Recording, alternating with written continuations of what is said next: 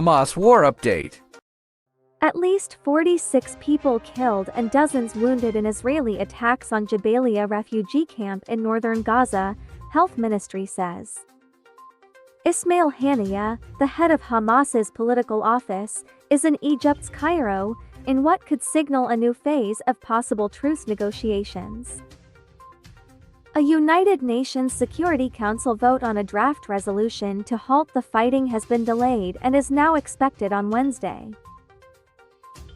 At least 19,667 Palestinians have been killed in Israeli attacks since October 7. The death toll from Hamas's attack on Israel stands at nearly 1,140. Israel has intensified its attacks on southern Lebanon with more direct, surgical strikes. Hezbollah, the Lebanese armed group, suffered 6 fighters lost in the past 24 hours and a total of 17 in the past week, bringing the overall toll to 113 since the conflict began. Large mosque in the area was completely destroyed, which also caused a lot of damage to the surrounding areas. 2 residential homes have also been destroyed in the attack. Moments before the attacks, Israeli drones were circling around the area and have been doing so for the past 5 days. An Israeli air attack has taken place, this time close to the Egyptian border, southwest from Rafah city. More than 5 air raids took place in the area. 3 Israeli rights groups say that Netanyahu's government is using the cover of war in Gaza to create more facts on the ground in East Jerusalem that will have grave implications for the city's political future.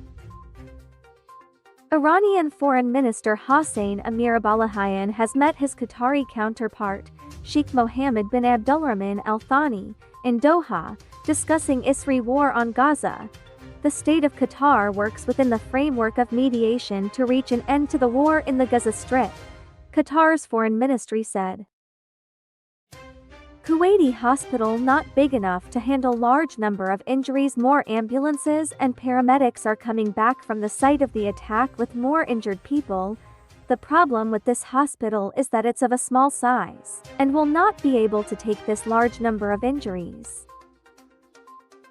Report from Rafah, at the site of airstrike near Kuwaiti hospital, see more people rushing carrying bodies, people with injuries. There is a group of people running and carrying what seems to be a body to the hospital. This is the situation in every place where relentless targeting takes place. More than 360,000 cases of infectious diseases recorded in UNRWA shelters. Lack of food, basic survival items, and poor hygiene exacerbate dire living conditions, are increasing the spread of disease, the UN agency that caters to the needs of Palestinian refugees says. Israeli restrictions on dual-use items are affecting the efforts of water, sanitation, and hygiene wash partners, according to the UNI agency ACA. During a week-long pause in fighting last month, a shipment of piping and generators crucial for wash work was not permitted into Gaza. Rafah Governorate in Gaza is now the most densely populated area, with hundreds of thousands of displaced people enduring dire living conditions. The UN agency ACA reports a population density exceeding 12,000 people per square kilometer, 4 times higher than before the recent escalation. Israeli army reportedly shot and killed a 28-year-old man in Beit Anan as he approached a checkpoint, unaware of road closure. Witnesses state he made a wrong turn, and despite realizing the mistake, the army opened fire. Ambulance access to the victim was denied by the Israeli army. In a post on X, Israeli Minister of National Security Itamar Ben-Gvir has said, "This is not the time for truces in Gaza, but rather for military decisiveness."